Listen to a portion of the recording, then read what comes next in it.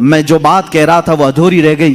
हुजूर पाक सल्लल्लाहु अलैहि वसल्लम ने नौजवानों से कहा तुम में से जिसकी ताकत है वो निकाह करे। हुजूर से पूछा गया किससे निकाह करें, कैसी औरत होनी चाहिए। निकाह से पहले के मामलात, औरत को तलाश करना ये अहम मसला है। जरूर इस चीज में अपना वक्त लगाएं। मैं नहीं कहता कि तलाशना नहीं चाहिए, तलाशें, इसलिए कि वो तुम्हारी नस्ल उससे चलने वाली है, तुम्हारा खानदान उससे आबाद होने वाला है।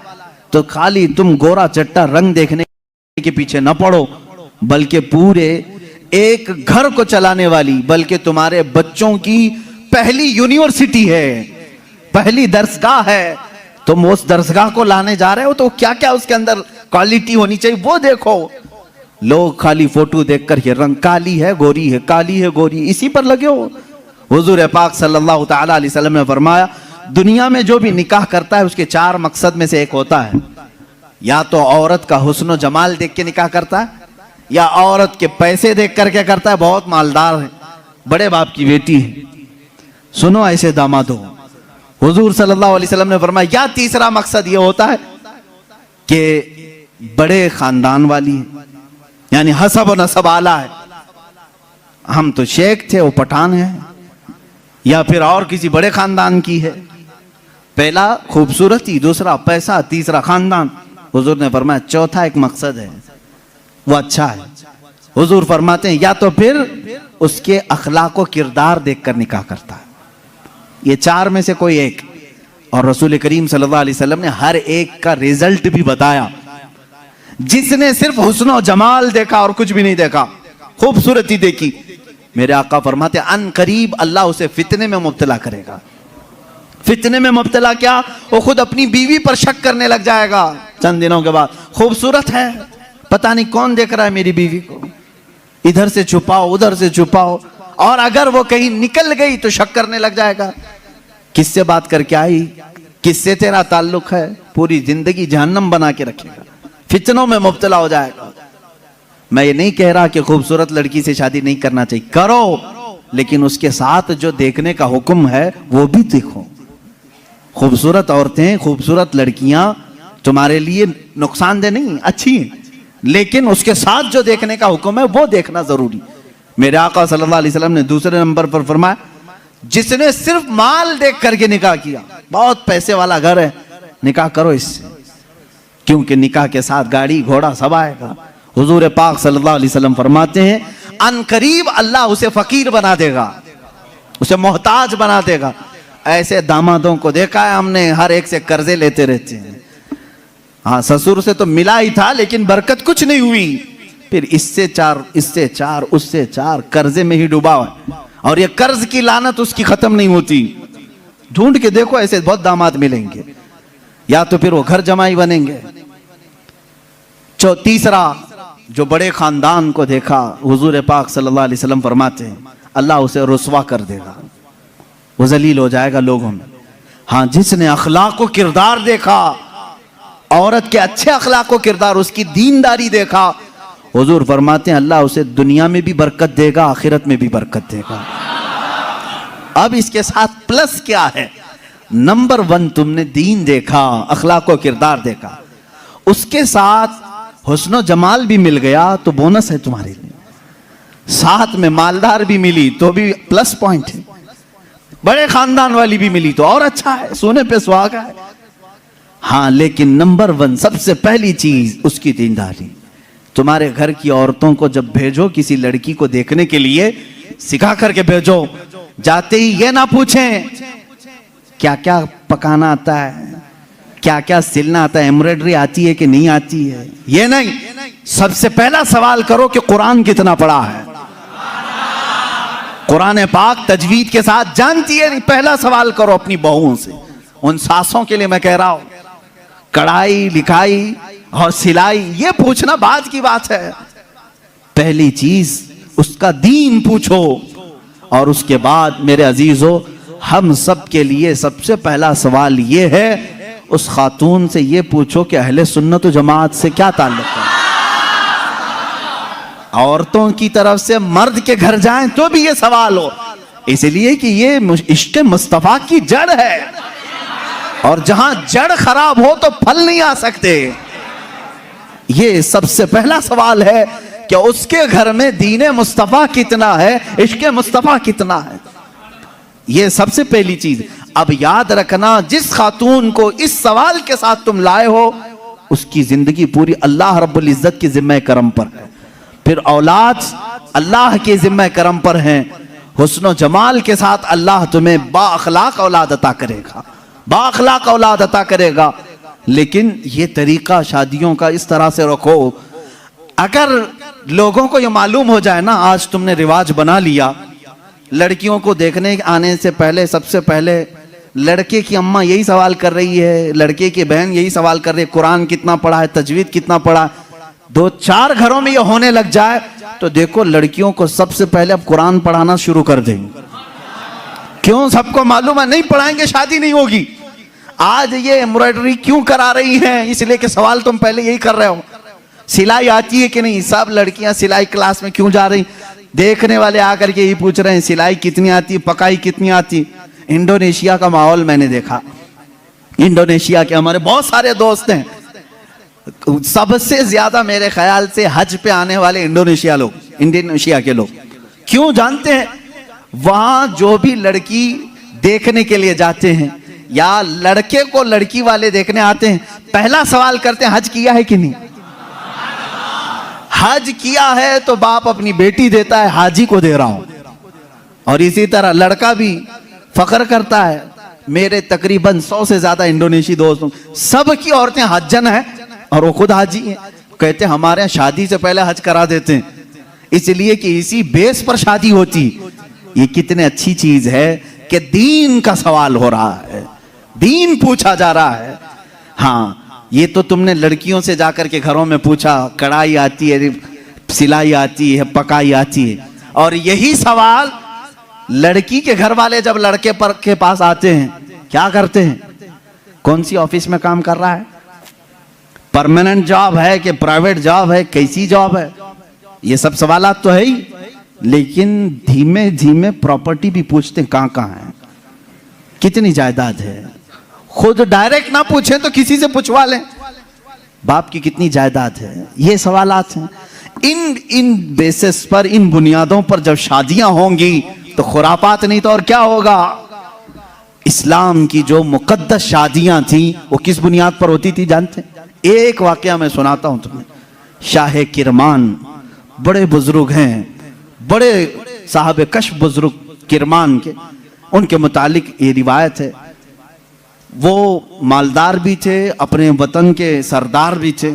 एक दिन मस्जिद में आए, देखा एक नौजवान है, सीधा साधा है, मस्जिद में बैठा है, एतिकाफ में लगा है, नमाजों में। रात को देखा आपने आकर के कुरान पढ़ रहा है, उसको ऑब्जर्व करते रहे। तीसरे दिन आपने आकर उससे पूछा कि बेटा तुम कहां से आए हो, कहां है तुम्हारा घर? कहा बस ये झोपड़ी है। एक छप्पर डाल करके झोपड़ी रखा था। क्या मकसद है? कहा अल्लाह को राजी करना है, बस अल्लाह राजी हो जाए, मैं इसके लिए दिन रात मेहनत कर रहा हूं। शाह किरमान ने पूछा तेरे घर वाले शादी वगैरह? कहा नहीं, मुझे कौन शादी करके देगा, मैं फकीर आदमी हूं, मैंने सोचा भी नहीं। शाह किरमान की बड़ी हसीन और जमील बेटी थी, उनके निकाह के पैगामात शहजादों से आए थे, आपने दिया नहीं था बेटी को। शाह किरमान ने कहा मेरी बेटी है, क्या मैं तुझसे निकाह कर दूं? उसने कहा आप बड़ा रिस्क उठा रहे हो, मेरे पास क्या है, मैं दिन भर थोड़ी मेहनत करता हूं, थोड़ा खाने पीने का मिल जाए उसी पर मैं गुजारा करता हूं, बाकी मैं अल्लाह के लिए वक्त निकाल लेता हूं, इतना कमाता हूं जितना खाने के लिए हो जाता है बस। शाह किरमान ने कहा मैं राजी हूं। उसने कहा फिर सोच लें आप, मेरा घर देख लें। कहा मैं तुझे देख लिया बस काफी, घर कहां है तेरा वो नहीं। अपनी बेटी से जाकर के कहा एक हसीन शहजादा मैंने तेरे लिए ढूंढ लिया। बेटी भी ऐसी नहीं कि चंचल हो, हुस्न की परी हो तो नाटक और नखरे आ जाए ना, शाह किरमान की बेटी थी। कहा बाबा जान आपने जो फैसला किया वो बिल्कुल सही हो। कहां घर है? कहा झोपड़ी में है एक, बस जो फड़ लगा करके दरख्तों के एक झोपड़ी बनाया हुआ है। ये शाह किरमान की बेटी वक्त के फरमा रवा वहां के सरदार और हाकिम की बेटी तैयार है।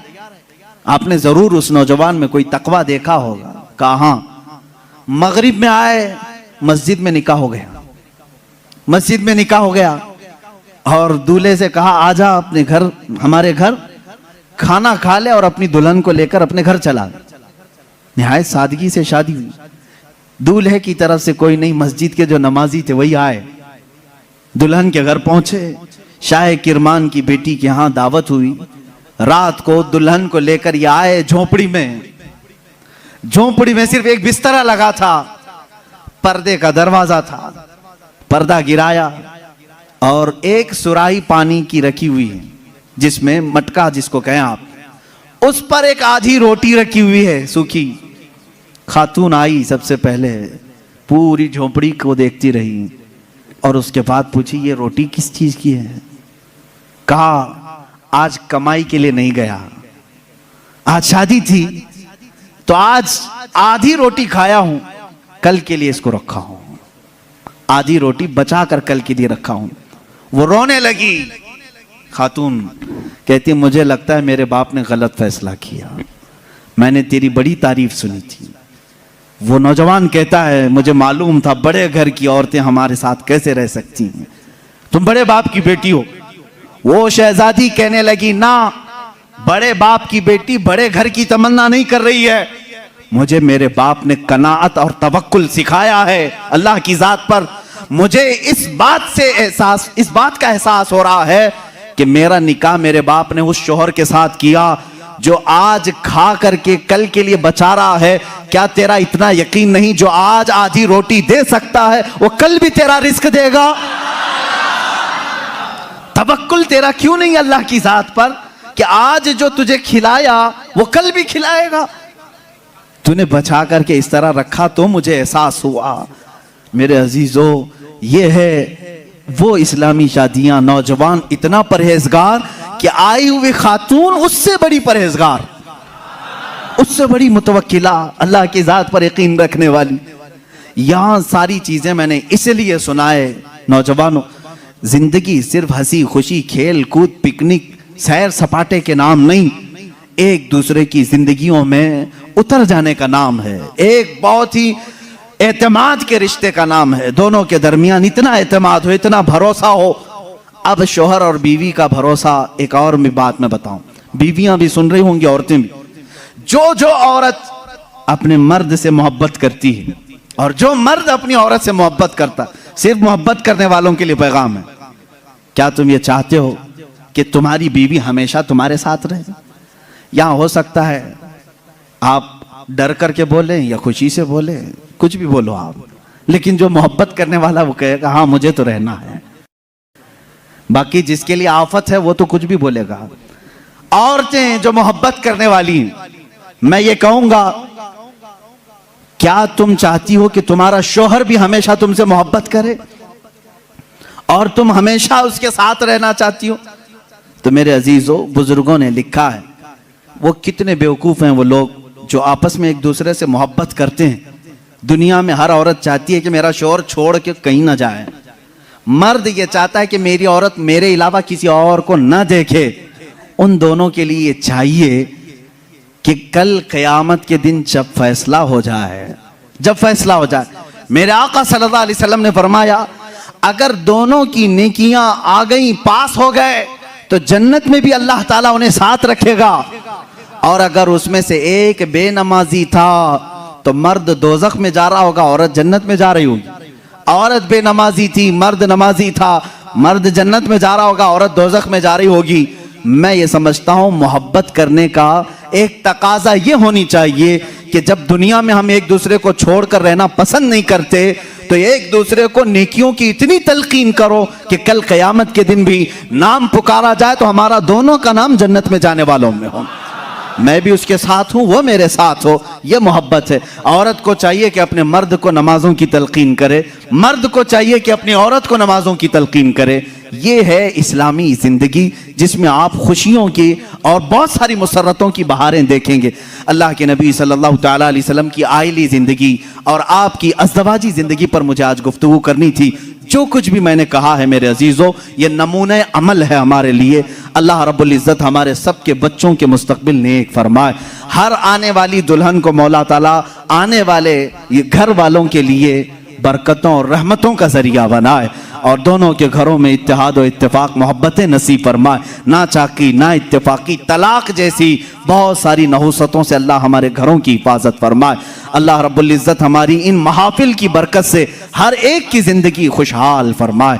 जिनकी बीवियां बदकार हो चुकी हो मौला उन्हें सीधे रास्ते पर ला, जिनके शोहर बिगड़ चुके मौला उनको सिराते मुस्तकीम अता फरमाए, जिनके औलाद नाफरमान हो चुके हसनैन करीमैन के सदके मौला उन्हें सालेह बनाए, नेक रास्ते पर चलाए।